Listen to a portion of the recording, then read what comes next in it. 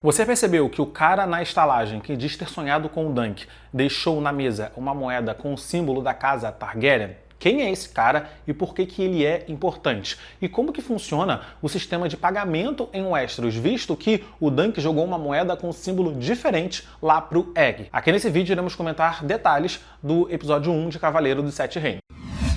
Fala galera, aqui é o Matheus Mendes, sejam muito bem-vindos a mais um vídeo aqui do canal, mais um vídeo da minha cobertura de Cavaleiro dos Sete Reinos. Eu já postei aqui no canal a minha análise desse primeiro episódio, eu vou deixar o vídeo linkado aqui na descrição e toda semana aqui no canal Matheus Mendes nós vamos ter a análise do episódio da semana de Cavaleiro dos Sete Reinos. Portanto, se você gosta desse universo de Gelo e Fogo, você precisa estar inscrito no canal se você ainda não está e você precisa também ter o sino de notificação ativo para ser avisado toda vez que eu postar um vídeo novo. Me segue no Instagram, assim vocês me dão uma força por lá também. E se você treina, faz academia e quer comprar os seus produtos com desconto, usa o cupom Mateus no site da Growth, que você também ajuda na criação de conteúdo por aqui. O homem bêbado que o Dunk encontrou na estalagem é um príncipe Targaryen e o sonho que ele disse ter tido com o Dunk foi um sonho de dragão. Uma cena que passou despercebida por muitos, mas que é extremamente importante, é justamente a cena do começo do episódio do Dunk chegando ali na estalagem para pedir comida.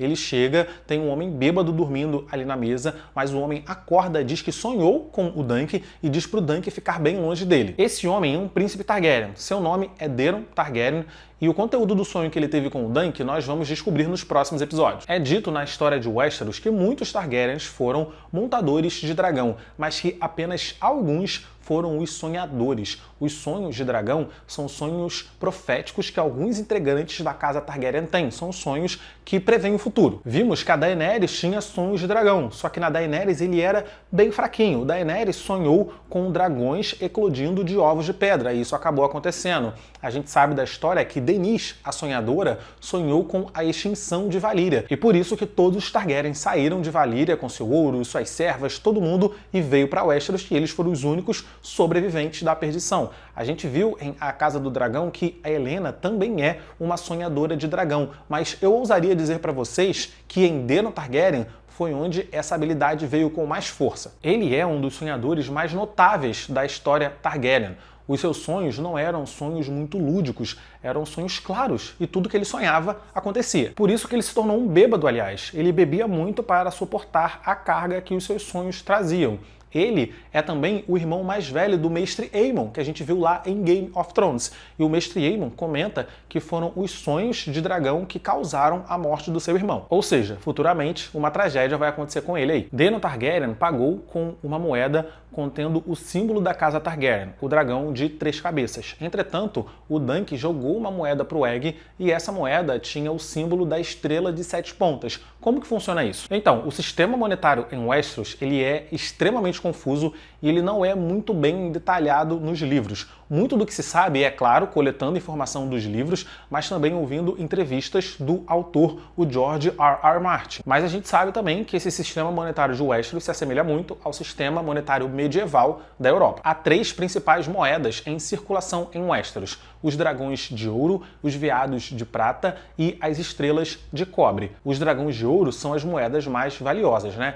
Elas contêm de um lado talhado o rosto do rei no trono de ferro, que estava no trono de ferro no momento que ela foi confeccionada, e do outro lado da moeda tem o símbolo da casa Targaryen. Foi essa moeda que o Daeron usou para pagar a estalajadeira. Os veados de prata vêm em sequência, e essa moeda de um lado também tem o rosto do rei, que estava no trono de ferro quando ela foi confeccionada, e do outro lado tem o desenho desse veado. E as estrelas de cobre também de um lado tem o rosto do rei, e do outro lado tem a estrela de 7 pontas, representando, homenageando a fé dos 7. Antes da unificação de Westeros que Aegon o Conquistador fez, cada um dos 7 reinos tinha um sistema monetário próprio. Aegon o Conquistador derrubou essas barreiras quando ele unificou os reinos e colocou todo mundo debaixo do mesmo guarda-chuva. Uma coisa que me deixa muito intrigado, isso não está claro em nenhum lugar, é o motivo de Aegon o Conquistador ter mantido o desenho do veado nas moedas de prata, sabe? para que ele queria manter nas moedas que circulariam no continente inteiro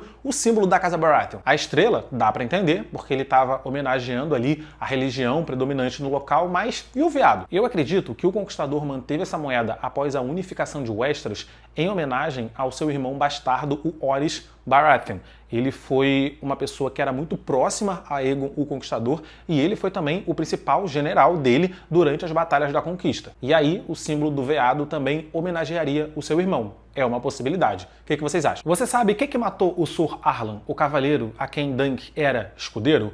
O começo de Cavaleiro dos Sete Reinos mostra o Dunk enterrando o Sor Arlan de Centarbor, né? O cara que ele ficou ali sendo escudeiro durante muitos anos. Só que a série ela não deixou muito explícito o motivo da morte dele, o que desencadeou a sua morte. E o livro deixa isso muito mais explícito. Sor Arlan morreu por conta de um resfriado. No livro, o Dunk relata que em um dia eles pegaram uma chuva muito forte de primavera. No segundo dia, ventos cortantes. No terceiro dia, o Sor Arlan ficou resfriado. No quarto dia, o Sor Arlan já estava fraco e não conseguia mais montar no seu cavalo, e depois disso ele morreu. O Dunk fica extremamente triste pela morte do Sor Arlan, mas entende que ele já tinha vivido durante muito tempo. Sor Arlan já tinha ali quase os seus 60 anos de idade e ninguém vive tanto tempo assim nesse universo. Claro que alguns reis vivem muito, né? Algumas pessoas da nobreza vivem muito porque eles têm todo o aparato possível ali para cuidar da saúde, mas um cavaleiro, uma pessoa que ganha vida em batalhas, viver até os 60 anos, isso é uma coisa histórica. E ele se chama Sor Arlan de Centarbor porque é de lá que ele veio. Centarbor é uma vila lá nas terras fluviais. E vimos que Dunk levou com ele não apenas a espada do Sor Arlan, mas também o seu escudo com o seu símbolo. Os cavaleiros, eles escolhem um símbolo para serem representados, né? Cavaleiros que vêm de famílias nobres, eles usam os estandartes das suas casas. Mas os cavaleiros andantes, cavaleiros que não têm nenhuma família, eles fazem um símbolo para si. E o símbolo do Sor Arlan é esse cálice alado que a gente viu desenhado ali no escudo. Uma coisa interessante é que o Sor Arlan viu o último dragão Targaryen vivo, e isso se tornou parte da sua personalidade. Como eu já comentei, nesse momento que a série está se passando, os dragões já morreram há 55 anos. Sor Arlan viu quando ele era ainda bem pequeno, e ele guardou isso para a vida toda, ele guardou na memória e falava isso sempre que tinha oportunidade, porque após a extinção dos dragões, não era qualquer pessoa que tinha o privilégio de falar que já tinha visto um. Com a morte do Sor Arlan, o Dunk ficou de posse de 3 cavalos. O cavalo, que era a montaria do cavaleiro, o cavalo que ele mesmo montava e Trovão,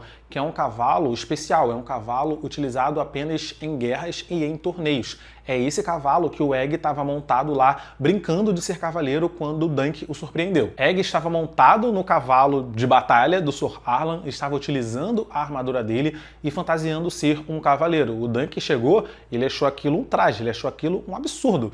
Ele acreditava que o Egg tinha que fazer o trabalho de um cavalariço, né? Que é limpar, alimentar e escovar os seus cavalos. Eu gosto muito desses detalhes porque a gente consegue entender e mergulhar cada vez mais fundo na mitologia do universo. Por que Dunk tem 3 cavalos? Por que um cavalo não pode ser montado? O que é um cavalo de guerra? Eu acho muito legal a gente ver isso em tela, eu acho muito legal a gente absorver a mitologia do universo de Gelo e Fogo, porque eu sou apaixonado pela mitologia desse universo, sabe? É um universo muito rico. Dunk estava indo com o Sor Arlan até o torneio de Valfrecho para assistir. O Sor Arlan já estava aposentado de torneios, porque ele estava velho, é óbvio, mas ele falava, né, que tinha se aposentado porque ele teve uma performance espetacular em uma justa contra um príncipe Targaryen. Agora que ele já tinha a sua glória, agora que ele já tinha entrado para a história, ele se aposentou para que as pessoas lembrassem dessa última batalha dele. Mas é óbvio, né, que ele estava ficando velho, então ele parou no momento certo. Mas, infelizmente, o Sor Arlan morreu antes que eles pudessem chegar lá. Morreu antes de consagrar o Dunk cavaleiro, mas Dunk resolveu continuar com o plano que eles tinham. Com a mudança de que agora o Dunk não ia só assistir, ele tá indo para competir. Se Dunk perder, ele perde seu cavalo.